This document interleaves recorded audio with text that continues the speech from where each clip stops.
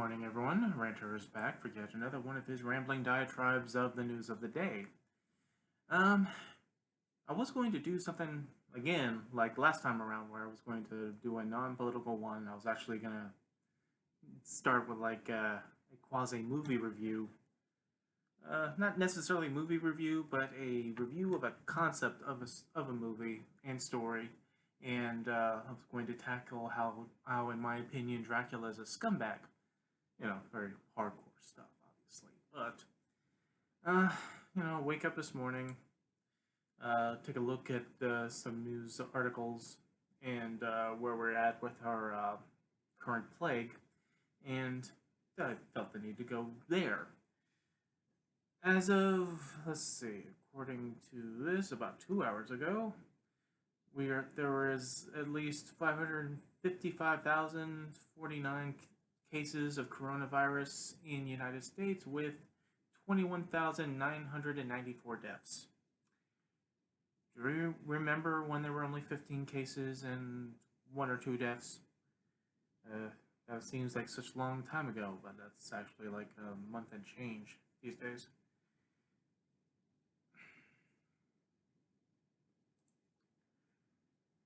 Well, we're seeing that as it's ticking up, we do see estimations of when the peak hits of the deaths coming down.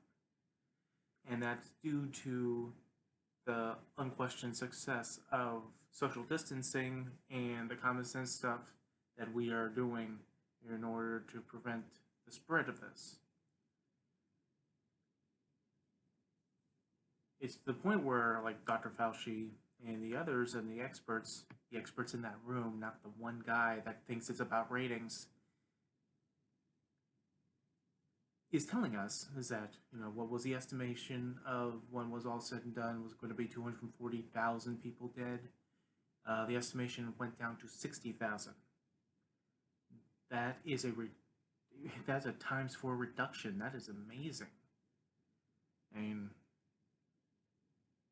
So with this apparent success, that all it takes for us to do is just stick at it, then why is our stable genius president want to get us back up and running and rubbing shoulders again by May?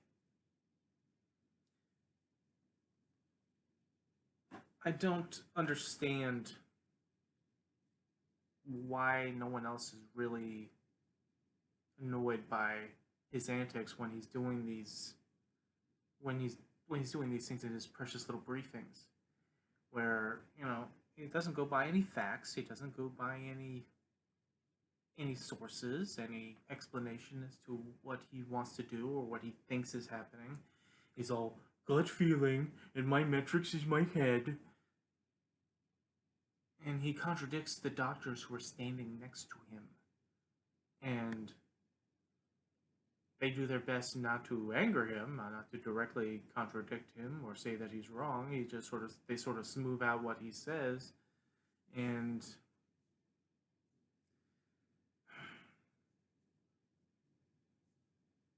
when you're having a situation like this, which is very, very serious, that 22,000 people died from this, or nearly 22,000.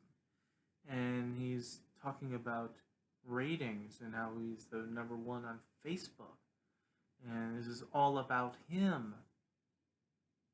Why doesn't anyone want to just shake him and just say, just be a fucking president for once? Give a shit about more than yourself for once. I mean, I understand that his scumbaggery was so baked in the cake that when you all supported him, you knew that going in and you didn't care. But come on, guys and gals. Is this what you really want your leader to be saying or implementing? And he uses the fox arm to help hawk his drug. Now, there are beneficial uses for this drug, and hopefully through testing this can also be useful for this.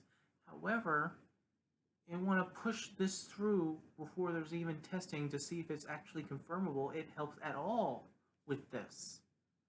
It's just a hunch. It's a gut feeling. You're not a doctor. Why are you giving hunches or gut feelings? Because he wants to be the hero in this. You know, I had a worst case scenario about this whole thing that maybe he knew this was coming. He was warned from January. He was warned in November, but you know he was so distracted. Yeah, because impeachment was distracting. It nearly affected his golf swing, or his morale to go and do rallies or tweet, because he's very, very distracted. Very distracted.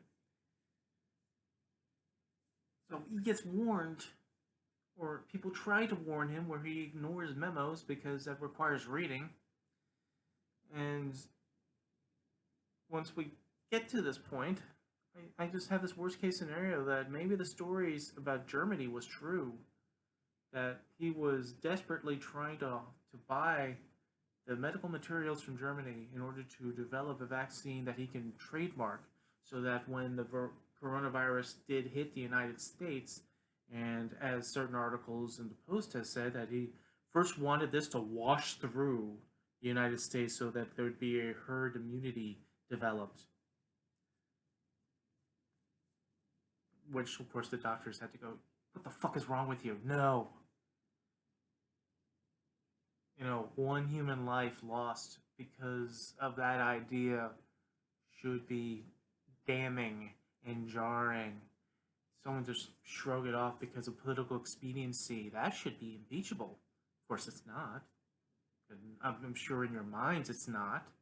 You don't think anything is wrong with this whatsoever. He's doing such a bang-up job. You know, mismanaging the facts, mangling the facts, misrepresentations, downplaying. You know, when they ask him, you know, why didn't you tell us about? Why didn't you inform us how serious this is? Because I want to be a cheerleader for the United States. Cheerleaders don't lie. They have pom poms. They dance around and they cheer. I saw no pom poms. It's the thing on the top of his head.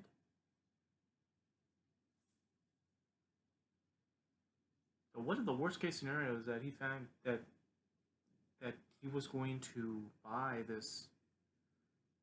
the research, develop a vaccine, so when it does hit and around election time, this vaccine appears out of nowhere, and Savior Trump just saved you, so you may as well vote him back in. You know, I kind of heard this on from the movie V for Vendetta, when you listen to when V in his disguise is talking to detective and he's telling him the story of to what happened to England. You know, imagine a virus, and imagine you're the one that has a cure for it, and you, instead of using it on your enemies, you use it on yourselves, and then you ride in on election day with this magical cure from God, which saved everyone, and which in turn made people vote for the person to be High Chancellor. Doesn't that, boy, in this worst case scenario, does that sound familiar? I mean, you have to give the benefit of the doubt, even to Trump, and that, you know, maybe that was not rattling around in his head, and maybe he's just, you know, for the best case scenario, he's just inept. He doesn't know what he's doing. How's that for a best case scenario? That he doesn't know how to articulate things to be reassuring, even though he's trying to cheerlead. He Baghdad Bob's this entire coronavirus problem. You know,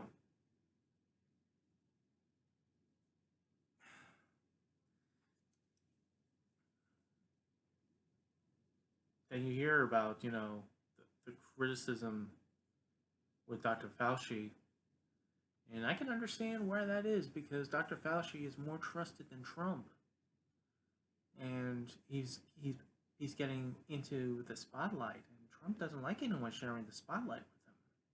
These are all supposed to be his underlings. They're saying, yes, sir, yes, sir, yes, sir. I mean, they're trying their best while within their not political, but their professional ethics to not lie to the people. they're trying their best, but you know, he comes up with like, you know, we hear good things about this drug, and then they have to go, well, we haven't done any testing from this drug, so we don't know yet. We do hear that there's going to be, if they haven't started already, they're going to be trying this drug on 3,000 people in a hospital in Detroit, where you know who were at the death's door pretty much, and this is like a last ditch effort, so they're going to try this. Um, Clearly, releases were signed, and people were informed ahead of time of what this is going to do. We're going to see if this does anything.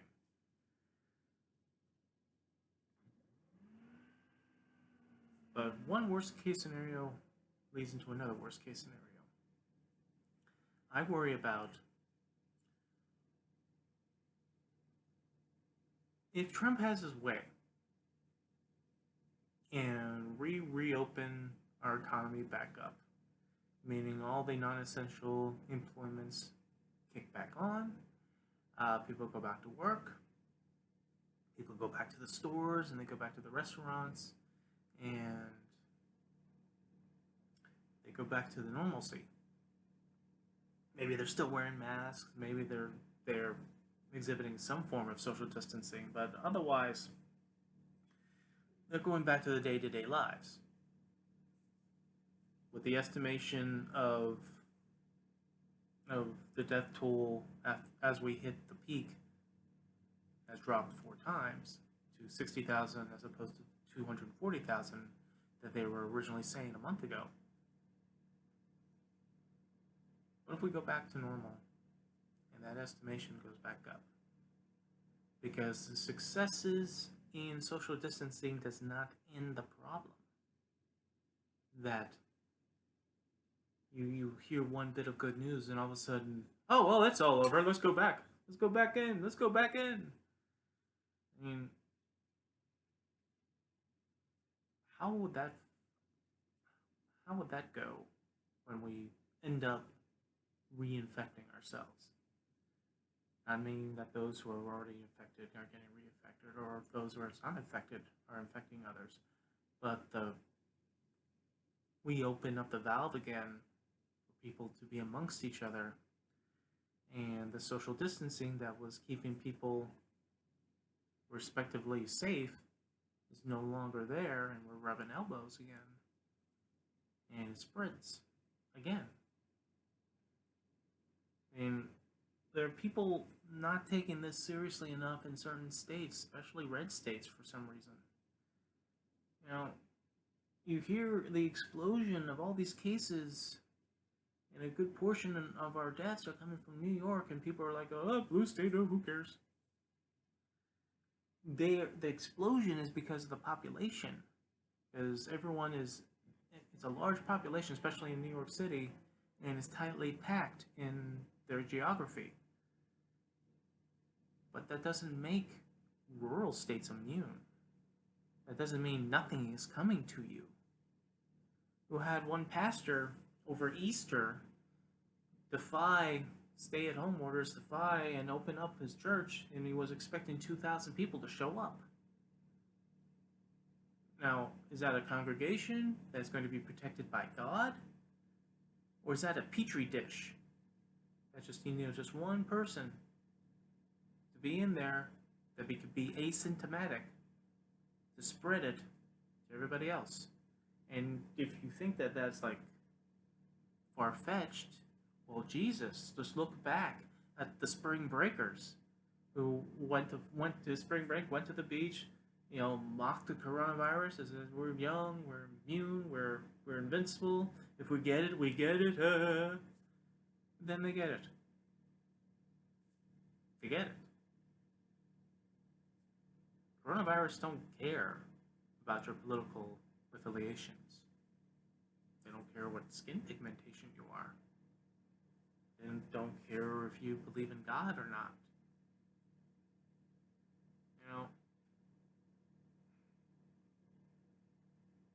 For those who just feel that they're going to be immune to the coronavirus because they bathed in the blood of Jesus or whatever whatever their mega church or whatever their church or temple tells them. God bless us with reason. God blessed us with intelligence, wisdom, and experience above the other beasts in the field. This is why we have doctors. This is why we have scientists who study the inner workings of our world. They are given the keys to the backstage of how things work. It's not an error in humanity to learn science and medicines. It's not defying God. God gave you the will, the ability to know, that life begins when two amino acids merge together to form the first protein. If we were divinely not supposed to know this information, we would not have this information. The thing that pisses me off lately is the religious angle of this, where people are so stressed out that they're not passing the collection plate in their empty megachurches that they will push to defy the stay-at-home orders in order to get people to congregate in mass to their churches so they can pass the collection plate. Well, we got to keep those private jets, gassed up now, don't we? That frickin' Copeland, Jesus Christ, I remember him years and years ago. I never thought he was as insane as Pat Robertson is. But Jesus Christ on the cross. If he could facepalm on the cross over the people that represent him, he would. But he couldn't at the point. Maybe he can get a Roman soldier to do that for him.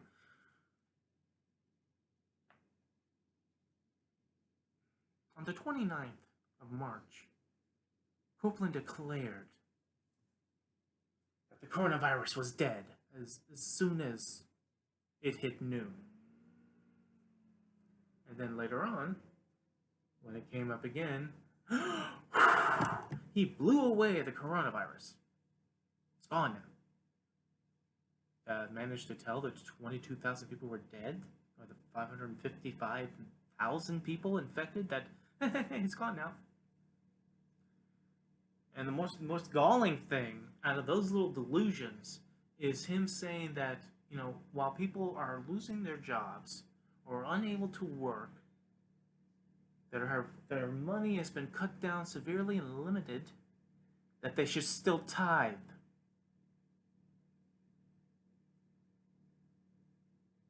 How amazingly galling is that? That someone claiming to be representative of God says they should still tithe to his precious little church. If the God that Copeland is hawking doesn't understand why people can't tithe right now, when they have to balance out what little money they have left to get food or medication or be able to pay their rent, if that entity does not understand that they can't tithe to the church, then that is not God. And therefore it doesn't matter if you tithe or not.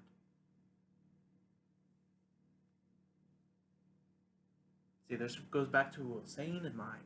The belief in God is fine. But the belief in God is wonderful. The belief in the divine being that is just out there, that you have a feeling in your soul that it exists, that's wonderful. The religion is fucked up. The human element, the institution. And it doesn't matter what religion it is, be it a Judeo-Christian or an Eastern philosophy, anything that has the divine element, but then the human element, the hierarchy, the rules, the things that they use to compel people to go one way or other, either justly, righteously, moral, or pass the fucking collection plate, that's the fucked up part. And telling people to still tithe when they're running out of money, because that's more important than their lives, is fucked up. Jesus would not approve of such behavior. I think God has drowned the world over such behavior if you follow that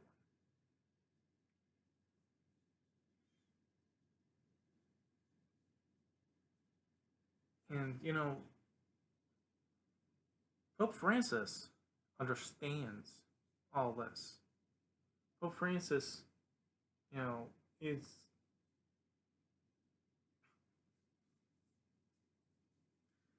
he's doing sermons online. We're not seeing the massive crowds in the basilica, when he's on the balcony blessing the people, because he understands that is wrong. So he does what he can with the technology that we have. And he's a good guy for that. I like that Pope. These pastors can't do that shit. They can't, do like a sermon online, a Skype sermon. Is it actually required to be in the building to receive prayers, to receive blessings from God? There was a movie called Stigmata that they were pushing this line where I always wondered if it was actually real, or if it was based, or is it something that they came up with as a drama to be about it, so it's maybe fiction or not. But no, it's real. It's just not in the Bible. I don't think it was added into it. People who know more than me can correct me. That's fine. I prefer to be corrected when I'm wrong. But it goes something along the lines of the kingdom of heaven is all around you, not in buildings of earth and stone. Split a piece of wood and I am there. Lift a stone and you will find me. Meaning that you do not need to congregate into a building to feel the love of God. God is all around us, for those who believe. God is in this house I'm in right now. God is in your house right now. It doesn't require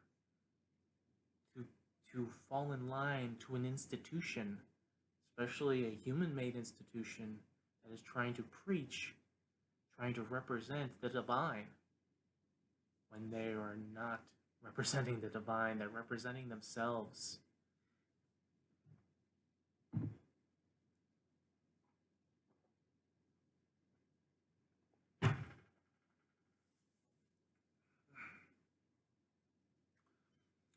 Just past Easter, we have the coronavirus running rampant in the world. We have had 2 massive fires in our world. One in the Amazon, one in Australia, that caused great and catastrophic damage to our world.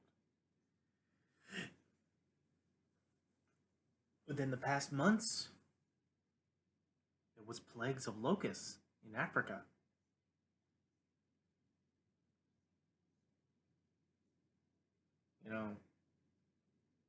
If people were really diehard religious, they would take all of these incidents and think it's the end times. They would look up in the sky, put out the little parasols, because for fear of it starting to rain frogs.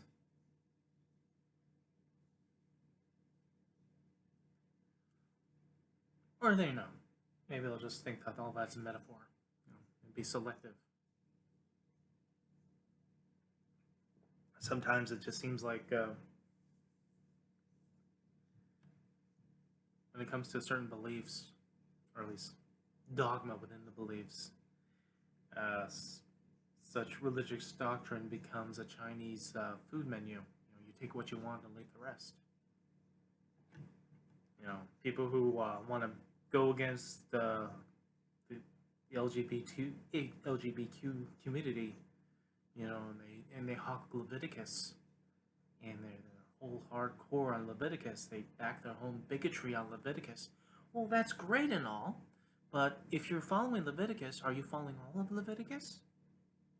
When you go to church or your temple, do you offer salt to God? I see your nice little outfits there. Is that the same fabric? Because Levi didn't like any mixing of fabrics. Or my favorite, you know, if you religious bigots who want to use Leviticus to go after gays, um, when your wife or daughter or sister or yourself, if you happen to be a woman, uh, when you're going through your cycle, do you throw out the furniture that you sit on? Because I bet you don't. Chinese food menu. You keep what you want, which is the anti-gay shit. You leave the rest.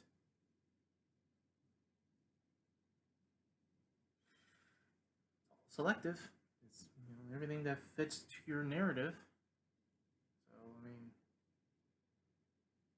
for a temporal, frail, mortal human agenda that has nothing to do with God. Now, if you want to, sometimes it's not that complicated. Sometimes it's very simple. God is creation, God is love. You are going against the love part.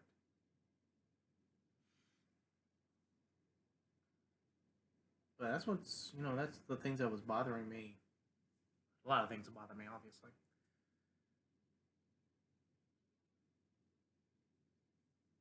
Lele, while we're dealing with this.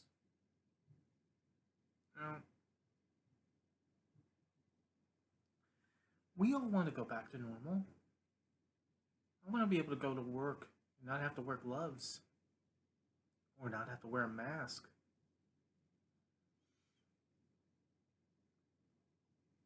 I want to be able to go out to restaurants and stores and movie theaters. I have one of my favorite restaurants is in Maryland called Topolino's. It's an Italian buffet. It is a great spread for a buffet. Yeah, the location, the the layout of the restaurant has atmosphere to it. They have fire pits in the middle. Yeah, it's one of my favorite restaurants. And if it means if it means breaking down the social distancing and going back to the economy just to go back there, then I won't do that. No matter how much I miss it. Because it is short sighted to think that, well, we have to get back to the economy. We have to get back to the economy. We have to turn the economy back on.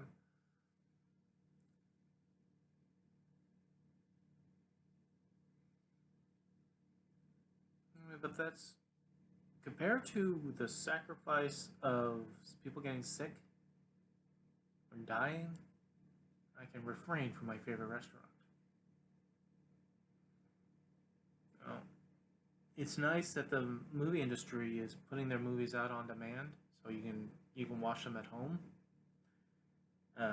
For whatever cost it is. I don't know. I don't quite understand that at the moment. But you do miss out on the movie theater experience. I've said that before. That there's a sense of community where you go to a place where you don't have to control the remote. You don't have to fast forward anything. You watch the 10 or so minutes of trailers and previews beforehand. Depending on what type of movie it is, because I think it seems like the higher demand movies get the longer line of previews. But you're all in this together. You're all in your seats. You're not fast forwarding. You're not stopping. You're not pausing. You're just watching a movie arrive, and you're in there with everybody else in every minute of the movie, and that's kind of that community feeling of it, which is cool. But again, where we are now, it is a sacrifice that we're having to take. We want to get back to normal. Well, that's not a problem. It's just that We can't. Not yet. We're not going to get back to normal by May. When they want to turn all this back on. They wanted to turn this back on yesterday during Easter. And that wasn't happening. It was going to be packed churches. No.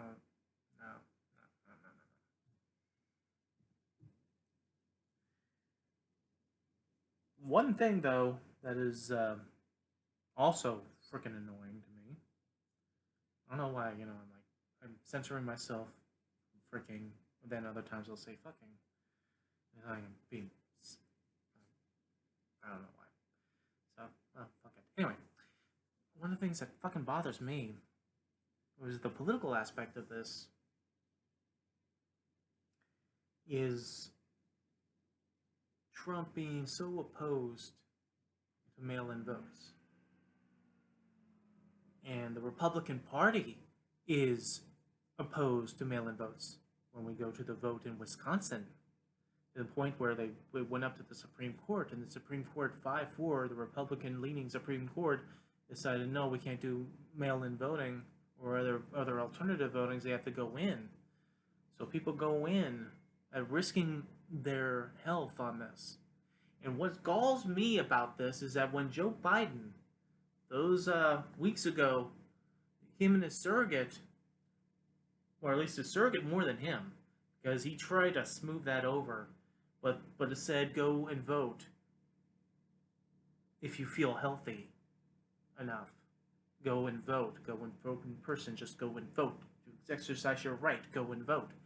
People went after Biden for it. And rightly so. Right?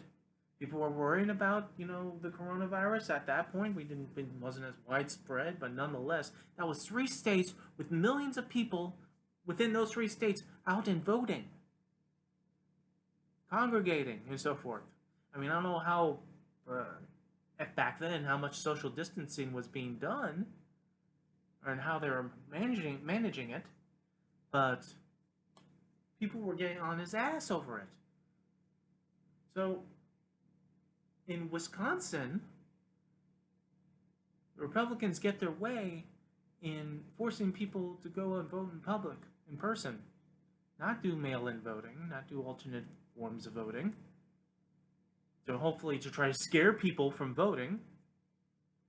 Because they've said it, Trump said it, the more people that vote, the more people will not vote for them. So they do not want more people to be able to vote. We've heard this for years. This is not even a Trump thing. This is a Republican thing. They've said this for years. There was a guy in 2012 that was talking about, he was in Pennsylvania, the voter registration that they were doing in Pennsylvania was going to guarantee Romney winning in Pennsylvania. That was done. We got it. They're not going to be able to get the vote. We got it. Fucking hell, this is the United States of America. When I would make fun of people feeling their goddamn entitlement, I'm sorry, I thought this was America. Well, you know what? Bullshit. I thought this was America. That every vote counts, that every person who is eligible should be able to vote. I guess not, because there might be voter irregularity or, voter fraud. You can't point to one instance of voter fraud, Trump, for mail-in and voting that you're hawking against. Even when you voted in the mail, right? For Florida.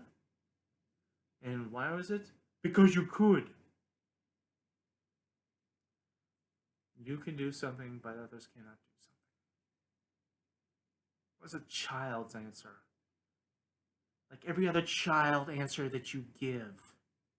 Like every child explanation that you give on a fucking problem with viruses, with our modern day plague. And when I keep using the word plague, it's an interesting concept because there is the church in Jerusalem, I think the Sepulchre, famously and powerfully shut their doors from parishioners. They haven't done that since, what was it, bubonic plague? Or the Black Plague? It was one of those plagues that happened in the 15th fucking century. And they shut their doors again for Corona. It's a plague.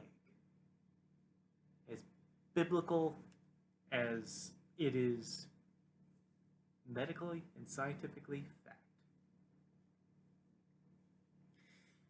And our president has the understanding of a 12-year-old. He wants the economy to come back on. He wants it back on. It's the biggest decision of his life. Because he doesn't want the millions and millions of people in unemployment to affect him.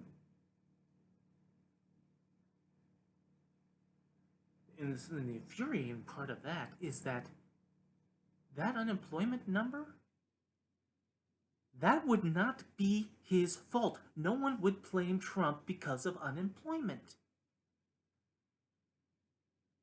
But he will get blamed because he tried to hide it. He tried to tell the other governors to not release the numbers of unemployment because it would affect him. You people support him, and he is lying to you. Why? Why? You don't have an answer. You never have an answer. It's just so gosh darn fucking entertaining. He's not Biden. He's not Hillary. He's not Bernie. Oh, when those people who are former Bernie people, who are going for Trump because he's starting to say the things that Bernie says, he's saying it. He's not going to fucking do it. Have you been paying attention at all for the past 3 fucking years? He will say things, he will get you to clap, and then he will not follow through on it at all. There is nothing that he has followed through on at all. The tax bill? He didn't do that. That was the Republicans blowing up the nuclear option in order to make that happen.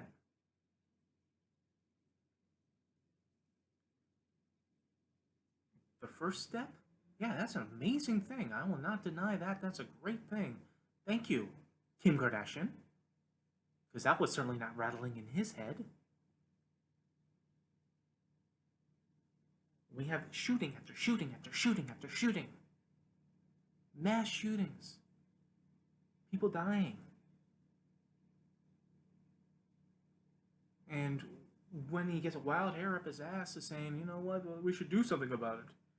When he had that meeting with Feinstein there, and Feinstein is just loving how he's like suddenly talking all gun control, and when some Republicans trying to correct him or put him back on the path because he's running off the rails of where they can control him, he goes, "What's the matter? Are you afraid of the NRA?" Yeah, that sounded great, right? That sounded great, but nothing happened. Because, one call from Wayne LaPierre, and that lukewarm, well, maybe gun control, gone. So when he started talking about Medicare for all, he didn't even mean that he was going to do anything about it. He just mentioned it. And all of a sudden, that hit the buzzer for you. That hit the buzzer for you. And so now you're thinking, because your guy dropped out, you're going to, you're going to say, fuck you to the DNC and then go vote for Trump. Because they screwed your guy over. Okay. See, here's the one thing I give the 2016 crowd, people who came in and voted for Trump, who they were Bernie supporters, or people who were just disgruntled against Hillary and all that. You did not know what Trump was going to be like as president. Now you do. Now you do. Now you have examples of Donald Trump for 3 years as president. And you said to yourself, gee, I don't like that. So you went and you supported Bernie hardcore. Because you did not approve of the person in the White House. And you're going to vote against the person in the White House. But now your choice is gone. And we do know that the DNC fucked him over. A little different, but not all that different from how the RNC fucked Ron Paul over so many years ago. So this is politics. This is nothing new. This shit happens. But regardless, even though you know what Trump is like for the past 3 years, you're gonna swallow that poison pill again. No longer having the excuses of not knowing what he's going to be like. Now knowing full well what he is, what he represents, how he's unqualified and disqualified. But you're gonna do it again. Your choice. Your choice.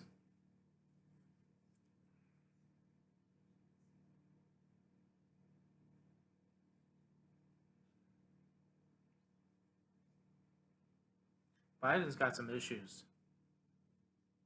Not only the clear problem of him being in decline, but he has issues with his own accusers. While Trump had accusers and still has accusers, Trump even still has a case in court that he has to deal with. Biden now has an accuser that went to the cops. This shit's gotten real now.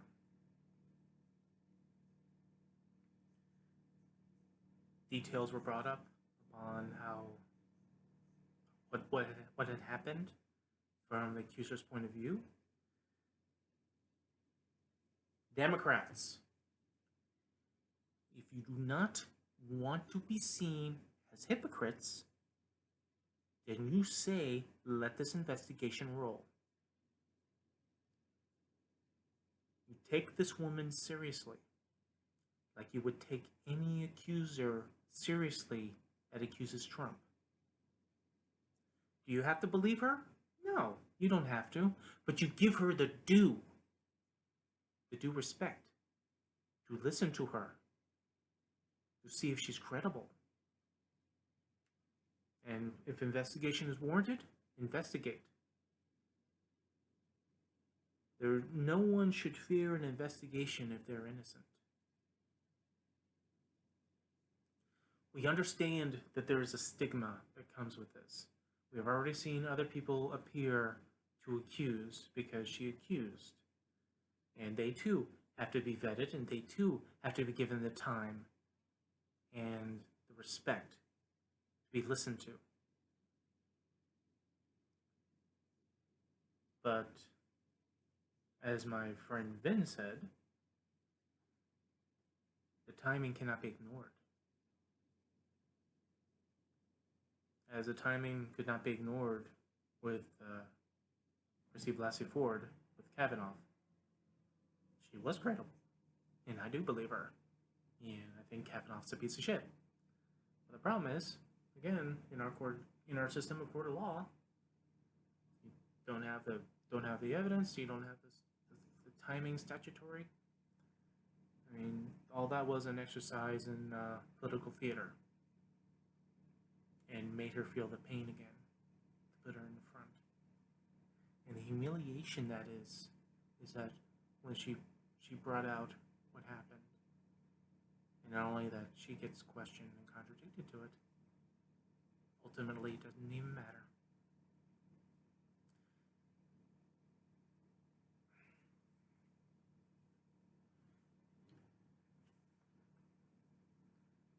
Biden has the answer for this.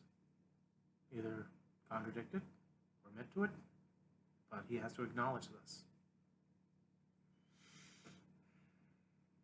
And you know, I'm not beyond the idea of him being innocent in this. Because, again, timing can't be ignored, and for her to file a day after Sanders goes down, that is a consideration. This incident that happened in 1993, according to the accuser. From 93 to 2008, all that Biden was a senator. From 2008 to 2016, Biden was a vice president. And as of 2019 into 2020, he is a presidential candidate. That is a lot of time. We don't want to question, the time limit of when somebody makes an accusation, because we understand that there can be loads and loads of trauma and post-traumatic stress disorder and all these other factors that can come in. Maybe the family gets threatened. I mean, Christ, some of the worst accusations that has leveled onto Trump, our past due. Some of the most horrific ones ended because of threats of death.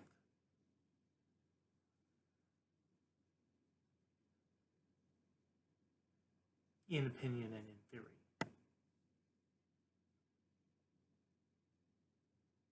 But if you don't want to seem like you are hypocritical, that you are so politically biased, that you got the blinders on, that you will just denounce this woman outright, do not allow her even a moment in the sunlight to explain, have her claims investigated.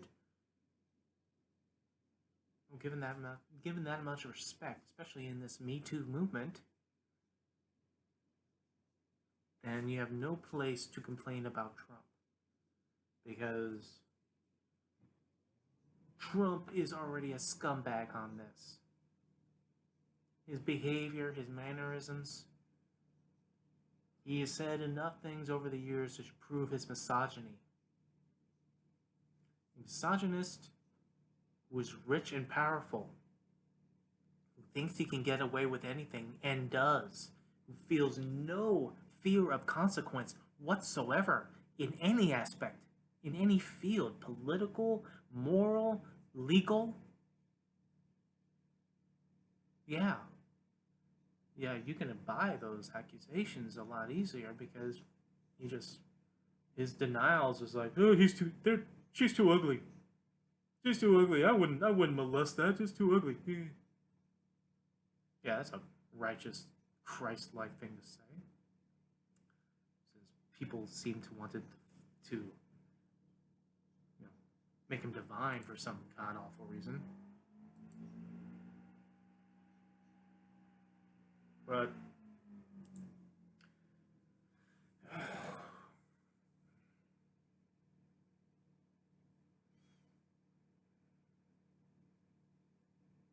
Biden will have to acknowledge this.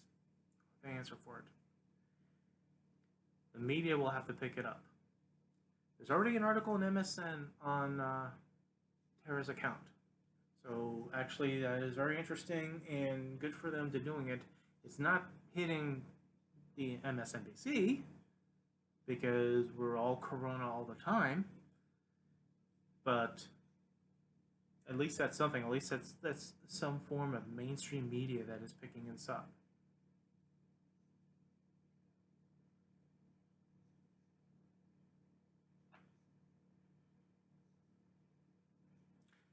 For us on the Democratic side, we are kind of stuck. Is Biden in mental decline due to age? Yes. Does he have his moments of lucidity? Absolutely. I think he still has enough to offer. But does he still have baggage that people do not like? Absolutely. So one of the things about being a public figure is that your public record is exposed to anyone who just wants to go and look. And Biden has plenty of things that people can have questions about if they so choose.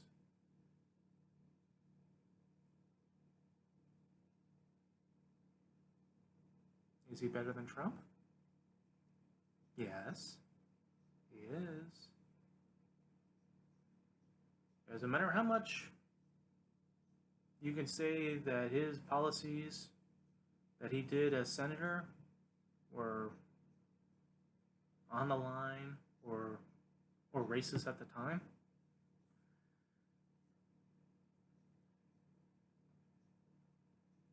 It's been said that pretty much every politician, especially of his age on up, has always had some issues. Everyone has skeletons in their closet. Everyone has back things that didn't necessarily would be PC to back these days. Sometimes you have to make the compromises with people that you find unsavory or you diametrically oppose politically or morally to get a bill across, because that's what compromise is all about. But that doesn't excuse how he supports certain things like his busing concept or his lack of busing concept, that he didn't want people to do that, or how he framed the crime bill. His words are on him. But the thing is that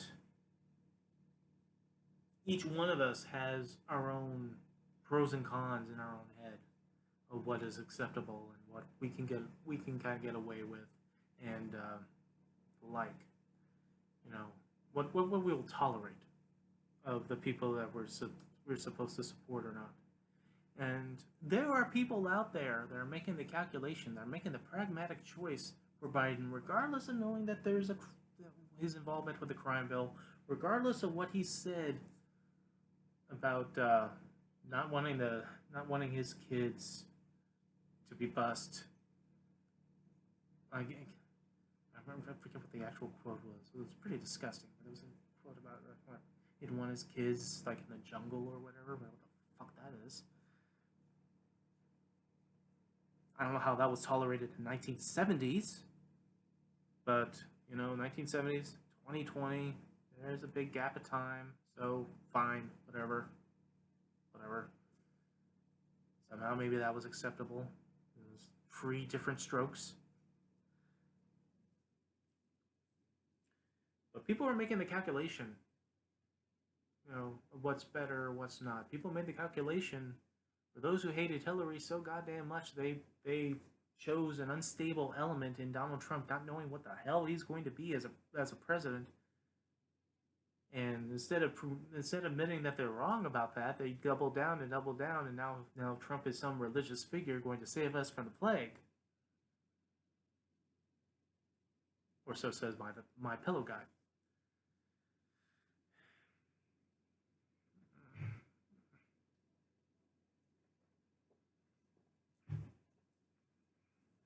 Vote for Biden. Don't vote for Biden. Vote for Trump. Don't vote for Trump. Do what you wish to do.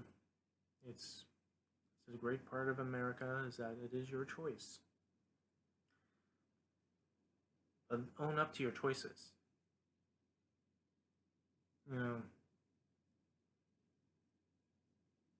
Don't just double down, and put the blinders on, feel like you have no responsibility for your choices.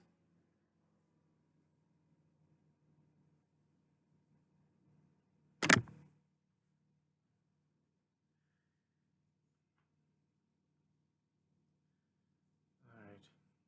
This was kind of an impromptu ranting and raving. So hopefully the next time I do this, it will be a non-political one. It will be my Dracula's a scumbag one, because I was kind of interested in doing that. Is and it's based on the concept of not just the story, not the Bram Stoker story, and not all of the movies. I'm talking about the Francis Ford Coppola, Bram Stoker's Dracula, which is the one I focused on the most. And when they top it as a love story, they promoted it as a love story, that it's a love story between him and Mina.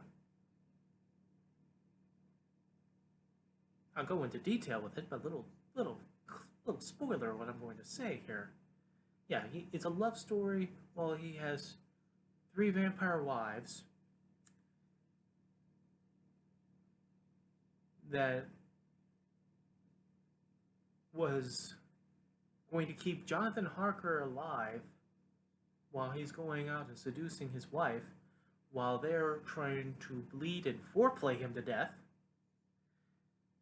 And one of Dracula's bright ideas is to get close to Mina. Oh, how about I bang and seduce and turn her best friend?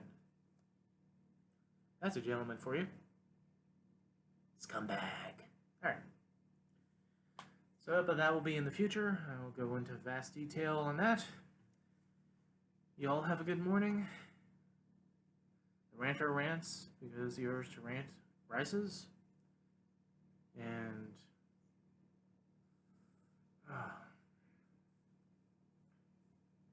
there's just no limit to the amount of stuff that requires ranting.